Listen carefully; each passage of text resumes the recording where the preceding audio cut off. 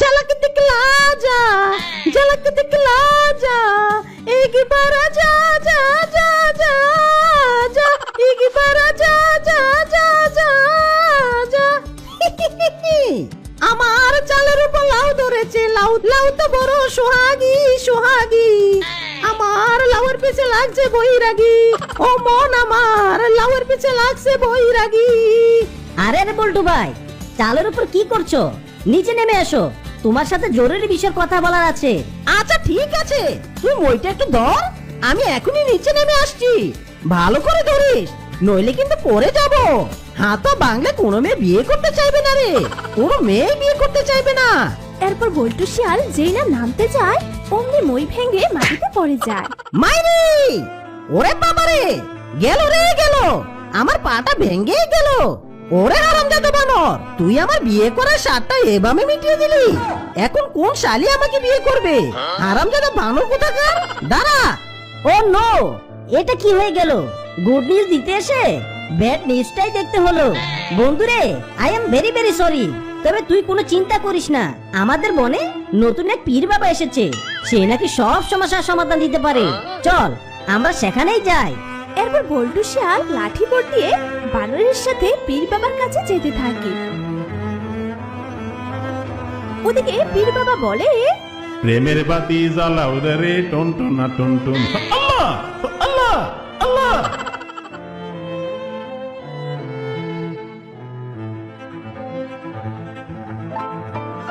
পীর বাবা, বড় বিপদে পড়ে আপনার কাছে এসেছি। একমাত্র আপনি পারেন আমার বন্ধুর জীবন বাঁচাতে। একে তো আমার বন্ধুকে কোনো মেয়ে বিয়ে করতে চাচ্ছে না, তার উপর আর চাল থেকে পড়ে তার পাটাও ভেঙে গেল। কিছু একটা করুন পীর বাবা। সবই তো বুঝলাম, আমার দেওয়া তাবিজে আশা করি কাজ হয়ে যাবে। এই তাবিজ খুবই কার্যকর, এই তাবিজ সব সময় তোর সাথেই রাখবি।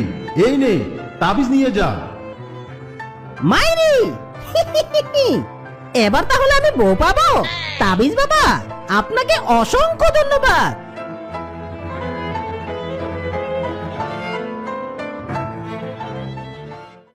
এই বানর, এই তুই এবার বাড়ি যা, আমি একটু নদীর পাড় থেকে ঘুরে আসছি, বুঝলি? এই ভর দুপুর বেলায় তুইও নদীর পাড়ে কি করবি রে? আচ্ছা ঠিক আছে, তাহলে আমি যাই, সাবধানে যাস কিন্তু।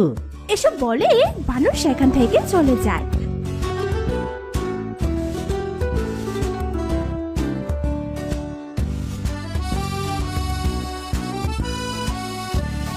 কিছুক্ষণ পর তাবিজ বাবার কথা মতো তাবিজটা গলায় পড়ে নে, যে কোনো সময় আমার হবু বউ চলে আসতে পারে। আরে আরে, এখানে এত বড় কলা বাগান কে দিয়েছে? বড্ড খিদেও পেয়েছে। শালা বানরের জন্য তো সকালবেলা খেতেও পারলাম না। এক কাজ করি, এই কলা বাগান থেকে কয়টা কলা খেয়ে নে। এই কথা বলে বল্টু শিয়াল বাগানে প্রবেশ করে।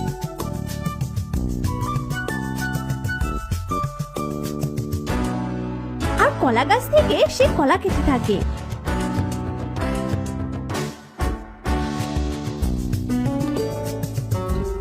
আর বলে, আরে বাহ, এ কলা নাকি বেহেশতের দোল, কি মিষ্টি রে বাবা।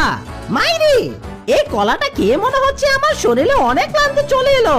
আরে কলাটা খেয়ে মনে হচ্ছে আমার শরীরে অনেক শক্তি চলে এলো। হায় রে হায়, এ কি, আমার পা তো দেখছি একেবারে ভালো হয়ে গেছে। আরে কলা, তুমি কি জিনিয়াস রে বাবা, তোমাকে সেলুট দিতেই হয়। সেলুট কলা গাছ, আমার পা ভালো করে দেওয়ার জন্য। মাইরি। আর ঠিক তখনই সে কলা গাছটি কথা বলে ওঠে, তুমি আজ আমার বড় উপকার করলে, অন্তত আমি কথা বলতে পারছি। গত কয় বছর ধরে আমি এই কলা গাছে বন্দী হয়ে আছি এক দরবেশ বাবার অভিশাপে।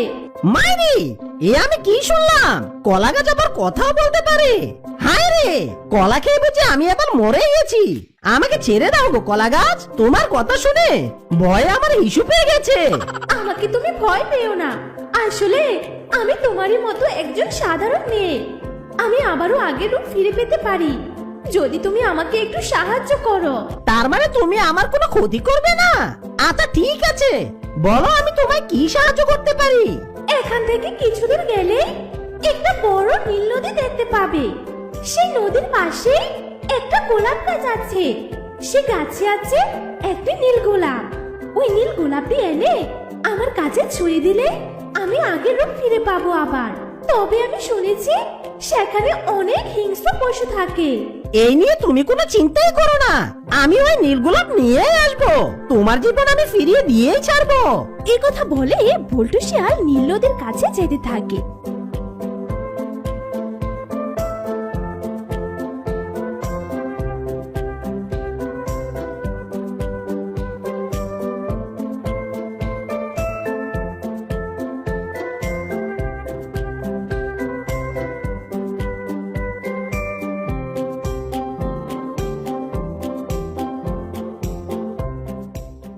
হঠাৎ বল্টু শিয়াল দেখতে পায় তার দিকে একটু ভয়ঙ্কর সাপ এগিয়ে আসছে। তা দেখে বল্টু বলে, মাইরি, এই তো দেখছি সাপ। ওরে সাপশালী, আমার দিকে না এসে তুই তো নাগশালার কাছে যা। এসব বলে বল্টু শিয়াল একটা লাঠি দিয়ে সাপটিকে তাড়িয়ে দেয়।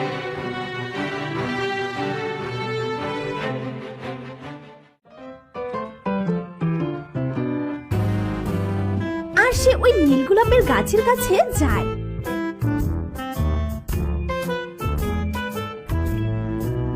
আর নীল গোলাপটি ছিঁড়ে সেখান থেকে চলে আসে।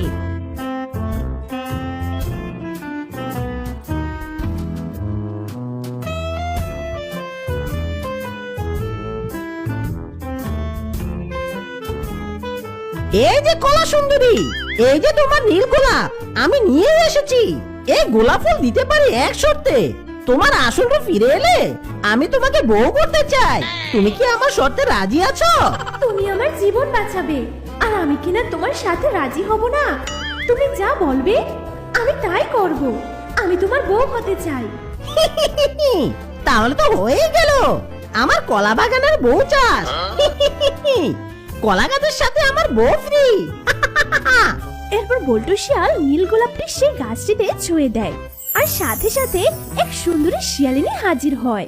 মাইরি, এই তো দেখছো অপ্সরা সুন্দরী। চপ্পে, আমার স্বপ্নের থেকেও অনেক সুন্দরী। মাইরি মাইরি মাইরি মাইরি, তাহলে কলা বাগানের সুন্দরী বউ, চলো এবার আমরা চুটিয়ে সংসার করি। ওগো, তুমিও দেখতে অনেক হ্যান্ডসাম। আমি যে তোমাকে পেয়ে অনেক খুশি। চলো এবার আমাকে আমার শ্বশুর বাড়ি নিয়ে চলো। এরপর তারা হাসতে হাসতে সেখান থেকে চলে যায় আর সুখে শান্তিতে দিন কাটাতে লাগে।